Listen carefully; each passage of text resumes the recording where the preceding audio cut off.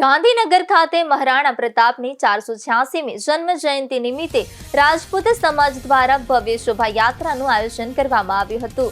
શોભાયાત્રાનું પ્રસ્થાન સેક્ટર 12 સ્થિત રાજપૂત ભવન ખાતેથી કરવામાં આવ્યું હતું, જે શહેરના મુખ્ય માર્ગો પરથી પસાર થઈ પેથાપુર 4 રસ્તા ખાતે સમાપન પામી હતી.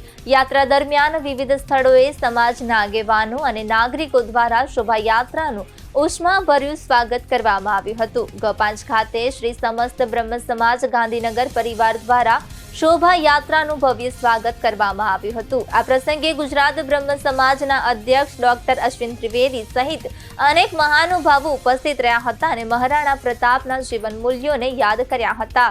આયોજનનો મુખ્ય ઉદ્દેશ્ય યુવા પેઢીમાં દેશભક્તિ, સ્વાભિમાન અને રાષ્ટ્રપ્રેમની ભાવના જાગૃત કરવાનો તેમજ મહારાણા પ્રતાપના ઉચ્ચ આદર્શો, શૌર્ય અને સંઘર્ષમય જીવનમાંથી પ્રેરણા મેળવવાનો હતો. શોભાયાત્રામાં મોટી સંખ્યામાં સમાજના લોકો કાર અને બાઇક સાથે જોડાયા હતા, જેને કારણે સમગ્ર માર્ગ દેશભક્તિના નારા અને ઉત્સાહભર્યા વાતાવરણથી ગુંજી ઉઠ્યો હતો.